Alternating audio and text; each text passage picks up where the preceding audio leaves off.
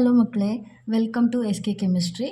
ಇವತ್ತು ನಾವು chemical bonding and molecular structure ಚಾಪ್ಟರ್ದು ಫಸ್ಟ್ ವಿಡಿಯೋ ಅಂದರೆ ಇಂಟ್ರೊಡಕ್ಷನ್ ಪಾರ್ಟನ್ನು ಕಲಿತಾ ಇದ್ದೇವೆ.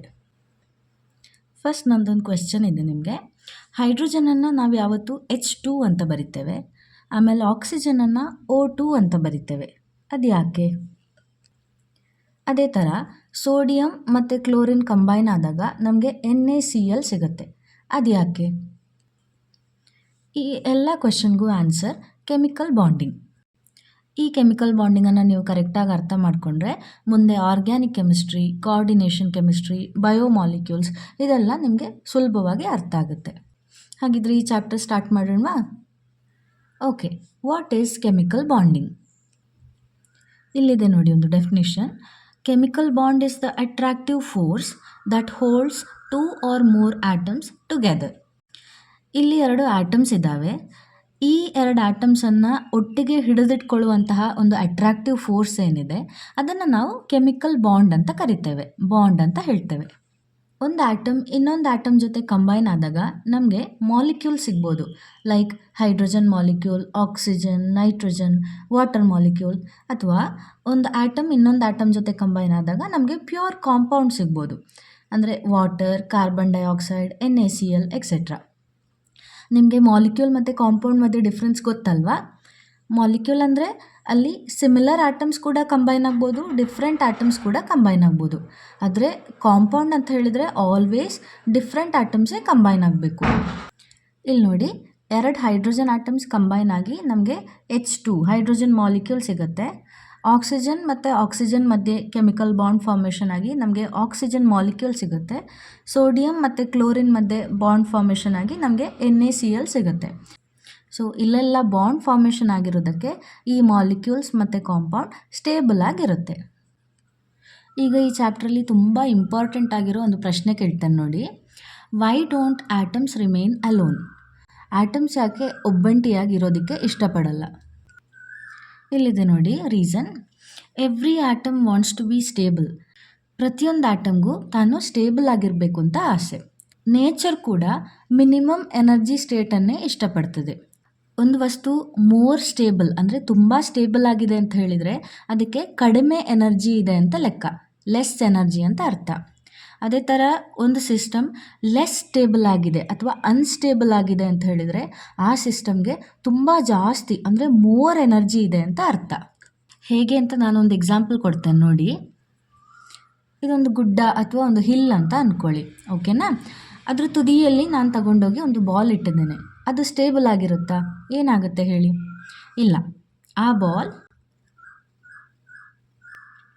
ಇಮಿಡಿಯೇಟ್ಲಿ ಕೆಳಗಡೆಗೆ ರೋಲ್ ಆಗಿ ಬರುತ್ತೆ ಅಲ್ವಾ? ಆಮೇಲೆ ಅದು ಹಿಲ್ ಬಾಟಮಲ್ಲಿ ಬಂದು ಕುತ್ಕೊಳ್ಳುತ್ತೆ. ಯಾಕೆ ಹೇಳಿ? Bottom of the hill is more stable ಅಲ್ವಾ? ಅದೇ ಥರ ಒಬ್ಬಂಟಿಯಾಗಿರೋ ಆಟಮ್ಗಳು ಅನ್ಸ್ಟೇಬಲ್ ಆಗಿರ್ತವೆ. ಸೊ ಅನ್ಸ್ಟೇಬಲ್ ಆಗಿರೋ ಆಟಮ್ಗಳು try to get stable. Stability of noble gases.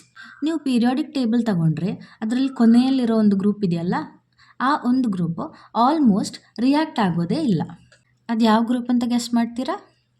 S, noble gases. Helium, neon, argon, krypton, xenon, radon ಇವನ್ನು ನಾವು ನೋಬಲ್ ಗ್ಯಾಸಸ್ ಅಂತ ಕರಿತೇವೆ. ಅವನ್ನು ಇನರ್ಟ್ ಗ್ಯಾಸಸ್ ಅಂತಲೂ ನಾವು ಕರಿತೇವೆ. ಯಾಕಿರ್ಬೋದು? ಇನರ್ಟ್ ಅಂದರೆ ಏನು? ಇನರ್ಟ್ ಅಂದರೆ ಅನ್ರಿಯಾಕ್ಟಿವ್ ಅಂತ. ಈ ನೋಬಲ್ ಗ್ಯಾಸ್ಗಳು ರಿಯಾಕ್ಟ್ ಆಗೋದಕ್ಕೆ ಇಷ್ಟಪಡೋದಿಲ್ಲ. ಅದಕ್ಕೋಸ್ಕರ ನಾವು ಅವನ್ನು ಇನರ್ಟ್ ಗ್ಯಾಸಸ್ ಅಂತ ಕರಿತೇವೆ. ಅವು ರಿಯಾಕ್ಟ್ ಆಗಿಲ್ಲ ಅಂದರೆ ದೇ ಆರ್ ಮೋರ್ ಸ್ಟೇಬಲ್ ಅಂತ ಲೆಕ್ಕ. ಈಗ ಒಂದು ಪ್ರಶ್ನೆ ಇದೆ, ಇನರ್ಟ್ ಗ್ಯಾಸಸ್ ಯಾಕೆ ರಿಯಾಕ್ಟಿವ್ ಆಗಿಲ್ಲ? Why are inert gases not reactive? ಯಾಕಂದರೆ ಅವುಗಳ ಔಟರ್ ಮೋಸ್ಟ್ ಶೆಲ್ ಏನಿದೆ ಅದು ಕಂಪ್ಲೀಟ್ ಆಗಿದೆ. ಅಂದರೆ ಅವುಗಳ ಔಟರ್ ಮೋಸ್ಟ್ ಶೆಲ್ಲಲ್ಲಿ ಫುಲ್ಲಾಗಿ ಎಲೆಕ್ಟ್ರಾನ್ಸ್ ತುಂಬಿರುತ್ತೆ. ಇನ್ನೊಂದು ಎಲೆಕ್ಟ್ರಾನನ್ನು ತಗೊಳ್ಳಿಕ್ಕೆ ಅಲ್ಲಿ ಜಾಗ ಇರೋದಿಲ್ಲ. ಅದೇ ಥರ ತಮ್ಮಲ್ಲಿರೋ ಒಂದು ಎಲೆಕ್ಟ್ರಾನನ್ನು ಕಳ್ಕೊಳ್ಳಿಕ್ಕೂ ಅವ್ರು ಇಷ್ಟಪಡೋದಿಲ್ಲ. ನೀವು ಹೀಲಿಯಂ ತಗೊಂಡ್ರೆ first member of Nobel gas, ಅದರದ್ದು ಅಟಾಮಿಕ್ ನಂಬರ್ ಬಂದುಬಿಟ್ಟು 2 ಅಂದರೆ 2 ಎಲೆಕ್ಟ್ರಾನ್ಸ್ ಇದೆ. ಸೊ ಆಟಮಲ್ಲಿರೋ ಫಸ್ಟ್ ಆರ್ಬಿಟಲ್ ಅಂದರೆ 1s ಅಲ್ವಾ? ಈ 2 ಎಲೆಕ್ಟ್ರಾನ್ ಕೂಡ 1s ಆರ್ಬಿಟಲಲ್ಲೇ ಫಿಲ್ ಆಗಿರುತ್ತೆ. ಸೊ 2 ಎಲೆಕ್ಟ್ರಾನ್ಸ್ ಇನ್ 1s ಅಂದರೆ first shell complete. Second member ನಿಯಾನನ್ನು ತಗೊಂಡ್ರೆ ಅದ್ರದ್ದು ಅಟಾಮಿಕ್ ನಂಬರ್ ಬಂದುಬಿಟ್ಟು 10. ಸೊ ನೀವು 10 ಎಲೆಕ್ಟ್ರಾನ್ಸನ್ನು ಈ ಥರ ಡಿಸ್ಟ್ರಿಬ್ಯೂಟ್ ಮಾಡಬೇಕು. 1s2, 2s2, 2p6. ಇಲ್ಲಿ ಸೆಕೆಂಡ್ ಶೆಲ್ ಬಂದುಬಿಟ್ಟು ಔಟರ್ ಮೋಸ್ಟ್ ಶೆಲ್. ಅದರಲ್ಲಿ 2s ಇದೆ, 2p ಇದೆ. ನಿಮ್ಗೆ ಗೊತ್ತಿದೆ ಅಲ್ವಾ, s ಆರ್ಬಿಟಲಲ್ಲಿ ಮ್ಯಾಕ್ಸಿಮಮ್ 2 ಎಲೆಕ್ಟ್ರಾನ್ ಹಿಡಿಯುತ್ತೆ, p ಆರ್ಬಿಟಲಲ್ಲಿ ಮ್ಯಾಕ್ಸಿಮಮ್ 6 ಎಲೆಕ್ಟ್ರಾನ್ಸ್ ಹಿಡಿಯುತ್ತೆ. ಸೊ ಸೆಕೆಂಡ್ ಶೆಲ್ ಕೂಡ ಇಲ್ಲಿ ಕಂಪ್ಲೀಟ್ಲಿ ಫಿಲ್ ಆಗಿದೆ. 8 electrons in second shell, 2 + 6. So second shell is also complete, ಅಂದರೆ outermost shell is complete. ಅದೇ ಥರ ಆರ್ಗನ್ ತಗೊಂಡ್ರೆ ಅದರದ್ದು atomic number 18, 1s2, 2s2, 2p6, 3s2, 3p6. ಇಲ್ಲಿ ಹೇಳಿ ಔಟರ್ ಮೋಸ್ಟ್ ಶೆಲ್ ಯಾವುದು? ಥರ್ಡ್ ಶೆಲ್ ಅಲ್ವಾ. 3s ಮತ್ತು 3p ಕಂಪ್ಲೀಟ್ಲಿ ಫಿಲ್ ಆಗಿದೆ. So outer most shell is complete. ಉಳಿದಿರೋ ಮೆಂಬರ್ಸ್ ಕೂಡ ಇದೇ ಥರ. Therefore Nobel gases R very stable. ಇವಾಗ ಒಂದು ಕೆಮಿಕಲ್ ರಿಯಾಕ್ಷನ್ ಆಗಬೇಕು ಅಂತ ಹೇಳಿದರೆ ಒಂದು ಆಟಮ್ ಇನ್ನೊಂದು ಆಟಮ್ಗೆ ಎಲೆಕ್ಟ್ರಾನ್ ಕೊಡಬೇಕು ಅಥವಾ ಇನ್ನೊಂದು ಆಟಮಿಂದ ಎಲೆಕ್ಟ್ರಾನನ್ನು ತಗೋಬೇಕು. ಇದು ಇಲ್ಲ ಅಂದರೆ 2 ಆಟಮ್ಗಳು ಎಲೆಕ್ಟ್ರಾನನ್ನು ಆ ಕಡೆ ಈ ಕಡೆ ಶೇರ್ ಮಾಡ್ಕೋಬೇಕು. ಹಾಗಿದ್ರೆ ಮಾತ್ರ ಒಂದು ಕೆಮಿಕಲ್ ರಿಯಾಕ್ಷನ್ ಆಗಲಿಕ್ಕೆ ಸಾಧ್ಯ. ಬಟ್ ಈ ನೋಬಲ್ ಗ್ಯಾಸಸ್ಗೆ ಅದು ಯಾವುದೂ ಇಷ್ಟ ಇಲ್ಲ. ಅದಕ್ಕೋಸ್ಕರನೇ inert gases are not reactive and we can say they are very stable. ಈಗ ಒಂದು ಹೊಸ ಟರ್ಮ್ ಇದೆ ನೋಡಿ, ವ್ಯಾಲೆನ್ಸ್ ಎಲೆಕ್ಟ್ರಾನ್ಸ್ ಅಂತ. The electrons present in the outermost shell of an atom can be called as valence electrons. ಒಂದು ಆಟಮಲ್ಲಿ outer most ಶೆಲ್ಲಲ್ಲಿರೋ ಎಲೆಕ್ಟ್ರಾನ್ಸನ್ನು ನಾವು valence electrons ಅಂತ ಕರಿತೇವೆ. ಇದೇ ವ್ಯಾಲೆನ್ಸ್ ಎಲೆಕ್ಟ್ರಾನ್ಗಳು ಬಾಂಡ್ ಫಾರ್ಮೇಷನಲ್ಲಿ ಪಾರ್ಟಿಸಿಪೇಟ್ ಮಾಡುತ್ತವೆ. ಎಕ್ಸಾಂಪಲ್ಸ್ ನೋಡೋಣ. ಹೈಡ್ರೋಜನ್ ಅಟಾಮಿಕ್ ನಂಬರ್ 1, ಅಂದರೆ ಒಂದು ಎಲೆಕ್ಟ್ರಾನ್ ಇದೆ ಅದರಲ್ಲಿ. ಅದೆಲ್ಲಿ ಕೂತ್ಕೊಳ್ಳುತ್ತೆ? 1s ಆರ್ಬಿಟಲಲ್ಲಿ. ಸೊ 1s1, 1s ಹೈಡ್ರೋಜನ್ದು ಔಟರ್ ಮೋಸ್ಟ್ ಆರ್ಬಿಟಲ್ ಕೂಡ. ಅಂದರೆ ವ್ಯಾಲೆನ್ಸ್ ಎಲೆಕ್ಟ್ರಾನ್ಸ್ ಇನ್ ಹೈಡ್ರೋಜನ್ ಎಷ್ಟು? 1. Next example oxygen. ಆಕ್ಸಿಜನ್ದು ಅಟಾಮಿಕ್ ನಂಬರ್ ಬಂದುಬಿಟ್ಟು 8. ಇದನ್ನು ನಾವು ಡಿಸ್ಟ್ರಿಬ್ಯೂಟ್ ಮಾಡಬೇಕು ಈ ಥರ 1s2, 2s2, 2p4 ಅಲ್ವಾ. ನಿಮಗೆ ಗೊತ್ತಿರೋ ಹಾಗೆ second shell is the outermost shell in oxygen. Second ಶೆಲ್ಲಲ್ಲಿ 2s ಇದೆ, 2p ಇದೆ. ಸೊ ಎಷ್ಟು ಎಲೆಕ್ಟ್ರಾನ್ಸ್ ಇದೆ ಹೇಳಿ? 2 + 4 ಅಂದರೆ 6. ಆಕ್ಸಿಜನಲ್ಲಿ ವ್ಯಾಲೆನ್ಸ್ ಎಲೆಕ್ಟ್ರಾನ್ಸ್ ಎಷ್ಟು? 6. ನೆಕ್ಸ್ಟು ಕಾರ್ಬನ್ ಅಟಾಮಿಕ್ ನಂಬರ್ ಬಂದುಬಿಟ್ಟು 6. 1s2, 2s2, 2p2. Second shell outermost shell ಆಗಿರುತ್ತೆ. So number of valence electrons ಎಷ್ಟು? 2 + 2 ಅಂದರೆ 4. ಕಾರ್ಬನ್ದು ವ್ಯಾಲೆನ್ಸ್ ಎಲೆಕ್ಟ್ರಾನ್ಸ್ 4. ಸೋಡಿಯಂ ತಗೊಂಡ್ರೆ atomic number 11. 1s2, 2s2, 2p6, 3s1. 3s ಅನ್ನೋದು ಔಟರ್ ಮೋಸ್ಟ್ ಶೆಲ್ ಅಲ್ವಾ. ಅದರಲ್ಲಿ ಎಷ್ಟು ಎಲೆಕ್ಟ್ರಾನ್ಸ್ ಇದೆ? 1 ಎಲೆಕ್ಟ್ರಾನ್ ಇದೆ. So number of valence electrons in sodium is 1. Chlorine ನೋಡಿ, atomic number 17. 1s2, 2s2, 2p6, 3s2, 3p5. ಇದು electronic configuration. Outermost shell ಅಂದರೆ third shell, 3s ಮತ್ತು 3p. ಎಷ್ಟು ಎಲೆಕ್ಟ್ರಾನ್ಸ್ ಇದೆ? 5 + 2 7 ಎಲೆಕ್ಟ್ರಾನ್ ಇದೆ. So number of valence electrons in chlorine is 7. ಈಗ exam point of ವ್ಯೂಯಿಂದ very important ಆಗಿರೋ ಒಂದು ಕಾನ್ಸೆಪ್ಟ್ ನೋಡೋಣ. ಅದೇ ಆಕ್ಟೇಟ್ ರೂಲ್. ಇದರದ್ದು ಜಸ್ಟ್ ಇಂಟ್ರೊಡಕ್ಷನ್ ಮಾತ್ರ ನಾನು ಇವಾಗ ಹೇಳ್ತೇನೆ. ನೆಕ್ಸ್ಟ್ ವಿಡಿಯೋದಲ್ಲಿ ಡೀಟೇಲಾಗಿ ಕಲಿಯೋಣ. ಒಂದು ಇಂಟ್ರೆಸ್ಟಿಂಗ್ ಅಬ್ಸರ್ವೇಷನ್ ಏನು ಅಂತ ಹೇಳಿದರೆ, most of the atoms become stable when they have 8 electrons in their outer most shell.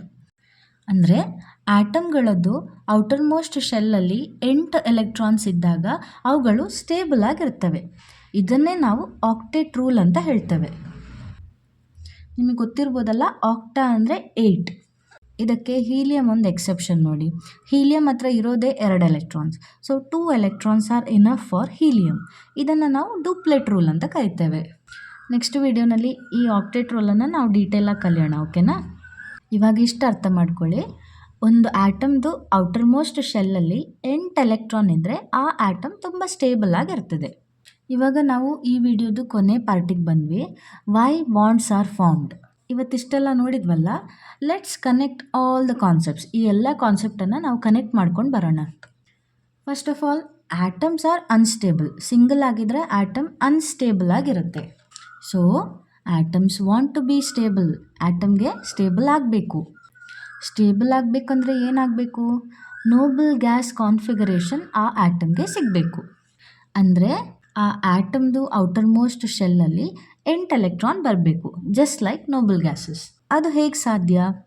ಅದಾಗಬೇಕಂದ್ರೆ atoms must either lose electron ಅಂದರೆ ಎಲೆಕ್ಟ್ರಾನನ್ನು ಕಳ್ಕೋಬೇಕು, ಅಥವಾ an atom can gain electron, ಇನ್ನೊಂದು ಆಟಮಿಂದ ಎಲೆಕ್ಟ್ರಾನನ್ನು ಪಡ್ಕೊಳ್ಬೋದು, ಅಥವಾ two atoms can share electrons between each other. ಎರಡು ಆಟಮ್ಗಳು ಎಲೆಕ್ಟ್ರಾನನ್ನು ಶೇರ್ ಮಾಡಿಕೊಂಡು ನೋಬಲ್ ಗ್ಯಾಸ್ ಕಾನ್ಫಿಗರೇಷನನ್ನು ಪಡ್ಕೋಬೋದು. ಇದೆಲ್ಲ ಆದಾಗ ಅಂದರೆ ಒಂದು ಆಟಮ್ ಇನ್ನೊಂದು ಆಟಮ್ಗೆ ಎಲೆಕ್ಟ್ರಾನ್ ಕೊಟ್ಟಾಗ, ಅಥವಾ ಒಂದು ಆಟಮ್ ಇನ್ನೊಂದು ಆಟಮಿಂದ ಎಲೆಕ್ಟ್ರಾನನ್ನು ತಗೊಂಡಾಗ, ಆರ್ ಎಲೆಕ್ಟ್ರಾನ್ಸನ್ನು ಶೇರ್ ಮಾಡಿಕೊಂಡಾಗ ಅವರಿಬ್ಬರ ಮಧ್ಯೆ ಒಂದು ಅಟ್ರಾಕ್ಟಿವ್ ಫೋರ್ಸ್ ಬರುತ್ತೆ. ಅದನ್ನೇ ನಾವು ಕೆಮಿಕಲ್ ಬಾಂಡ್ ಅಂತ ಕರಿತೇವೆ. ಗೊತ್ತಾಯ್ತಲ್ವಾ? ಈ ರೀತಿಯಾಗಿ ಕೆಮಿಕಲ್ ಬಾಂಡ್ ಫಾರ್ಮೇಷನ್ ಆಗುತ್ತೆ. ಅಂದರೆ in order to attain stability, atoms lose electrons, gain electrons or share electrons with other atoms. That way a chemical bond is formed. ಗೊತ್ತಾಯ್ತಲ್ವ ಮಕ್ಕಳೇ? ಆಟಮ್ಸ್ ಔಟರ್ ಮೋಸ್ಟ್ ಶೆಲ್ಲಲ್ಲಿ 8 ಎಲೆಕ್ಟ್ರಾನನ್ನು ಪಡ್ಕೊಳ್ಳೋದಕ್ಕೋಸ್ಕರ ಎಲೆಕ್ಟ್ರಾನನ್ನು ಕಳ್ಕೊಬೋದು, ಎಲೆಕ್ಟ್ರಾನನ್ನು ಪಡ್ಕೋಬೋದು, ಅಥವಾ ಎಲೆಕ್ಟ್ರಾನ್ಸನ್ನು ಶೇರ್ ಮಾಡ್ಕೋಬೋದು. ಈ ರೀತಿಯಾಗಿ ಒಂದು ಆಟಮ್ ಮತ್ತು ಇನ್ನೊಂದು ಆಟಮ್ ಮಧ್ಯೆ ಕೆಮಿಕಲ್ ಬಾಂಡ್ ಫಾರ್ಮೇಷನ್ ಆಗುತ್ತೆ. ಒಂದು ಎಕ್ಸಾಂಪಲ್ ಕೊಡ್ತೇನೆ ನೋಡಿ. ಸೋಡಿಯಂ ಅಟಾಮಿಕ್ ನಂಬರ್ 11 ಅಲ್ವಾ? 1s2 2s2 2p6 3s1. ಇದರಲ್ಲಿ ಈ ಒಂದು ಎಲೆಕ್ಟ್ರಾನ್ ಏನಿದೆ 3s ಅಲ್ಲಿರೋ ಒಂದು ಎಲೆಕ್ಟ್ರಾನನ್ನು ಅದು ಕೊಟ್ಟರೆ ಅದಕ್ಕೆ stable electronic configuration 2s2 2p6 ಅಂತ ಆಗುತ್ತೆ. ಅಂದರೆ ಔಟರ್ ಮೋಸ್ಟ್ ಶೆಲ್ಲಲ್ಲಿ 8 ಎಲೆಕ್ಟ್ರಾನ್ ಬರುತ್ತೆ.